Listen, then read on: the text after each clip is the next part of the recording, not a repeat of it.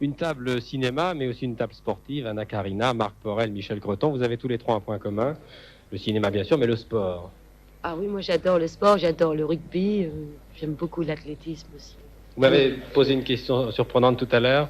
Vous m'avez demandé si nous téléviserons en direct la finale du championnat de France de rugby. Vous vous intéressez vraiment? Est-ce que ça veut dire que vous passez vos dimanches devant le poste de télévision? Absolument, je regarde tout le temps ce sport en fait. Oui, c'est gentil. Mais vous allez venir à la rentrée comme rédactrice en chef, car je vois que vous connaissez bien le sport. Oui, très volontiers. Marc Porel est à Cannes pour voir des films, oui. Mais je ne vais pas parler de cinéma avec vous, de boxe. Car je me suis laissé dire que non seulement vous aimiez la boxe, mais que vous pratiquiez le noble art tous les jours. Et ça, c'est étonnant. Pourquoi la boxe? Et pourquoi en faire sérieusement? Pourquoi en faire tous les jours? Moi, j'ai toujours adoré la boxe. De manière, je trouve que c'est un sport fabuleux. Puis en dehors de ça, les gens ne voient de la boxe que le côté combat, c'est-à-dire les professionnels de la boxe qui gagnent de l'argent, qui en font leur vie. Et ça, c'est vraiment un autre côté de la boxe. La boxe, avant tout, c'est l'escrime des poings. C'est un sport absolument fabuleux. Et moi, j'en fais 3 heures par jour. J'adore ça.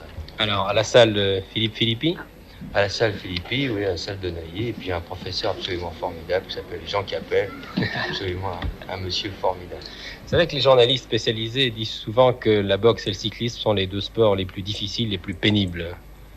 Ah oui, c'est vrai, je suis sûr. Je crois que le cyclisme, c'est quand même beaucoup plus difficile que la boxe. Mais la boxe, c'est absolument énorme. Quand on voit des championnats du monde qui se déroulent en 15 reprises, de 3 minutes, je veux dire, les bras, au bout de 6 ou 7 rounds, ça pèse 50 kilos pièce, c'est horrible.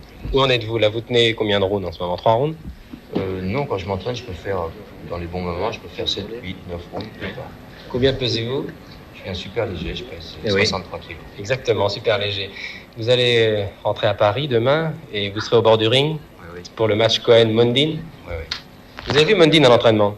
J'ai eu Mondin à l'entraînement parce que quand il est arrivé à Paris, il est d'abord venu à la salle Philippi pour s'entraîner, puis après il est allé à la salle Javert.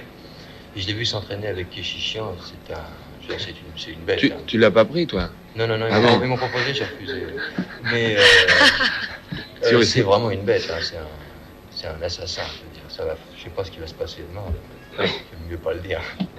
Marc Porel, notre dernier film, un officier de police sans importance. On en parle à Cannes? Vous êtes venu en parler avec certains producteurs étrangers? Ou est-ce que vous êtes venu seulement voir les films des autres pour le plaisir? Non, je suis surtout venu voir les films des autres parce que j'adore aller au cinéma. Je veux dire, puis en plus, on a l'occasion à Cannes de voir des films qui ne sortiront jamais en France. Ou des films, on les voit bien avant qu'ils sortent à Paris en exclusivité. Et puis bon, l'officier de police, oui, je suis venu un peu pour le vendre. Il y a 2 films que vous aurez la chance de voir, celui d'Anna Karina, ils vont ensemble, avec notre ami Michel Lancelot. C'est la première fois que vous êtes aux commandes, si j'ose dire. Mais oui, c'est la première fois que je me trouve derrière la caméra et devant aussi en même temps. Oui. Ça vous a posé des problèmes d'autorité?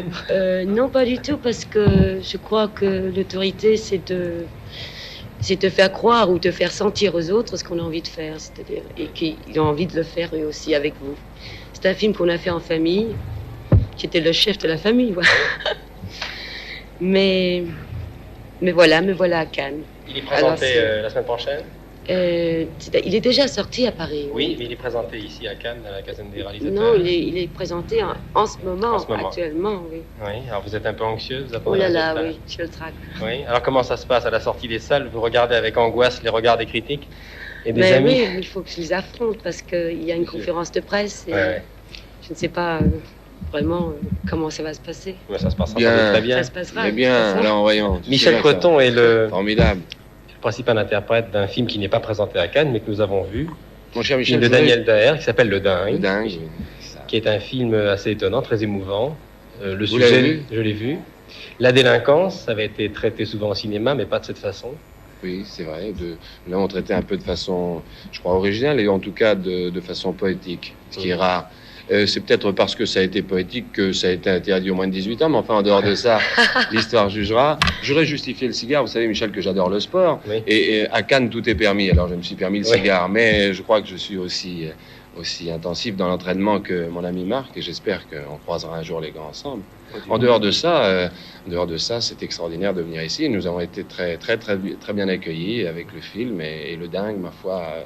je crois, commence, entre autres aussi, sa sortie est commencée à Paris. Je crois que nous commençons une carrière que j'espère très longue. Vous restez avec nous, Michel, car j'ai invité là derrière moi un certain nombre de personnalités du monde sportif que vous connaissez. Il s'agit de 3 joueurs de l'Olympique Gymnast Club de Nice. Mes idoles. Claude Quidet, Jean-Noël Luc et bien d'autres. Nous parlerons football, nous parlerons de ce match qui a passionné la Côte d'Azur hier entre Marseille et Nice. Mais auparavant, et je crois que ce sera un très bon enchaînement pour le tiercé, car Léon Zitrone va nous appeler, ça ne devrait pas tarder. On va écouter José Salsi qui nous chante le tiercé. Quel enchaînement habile pour Longchamp et pour la course de dimanche. José Salsi, Rémi Grimbach, c'est à vous. En attendant l'appel de Léon Zitrone.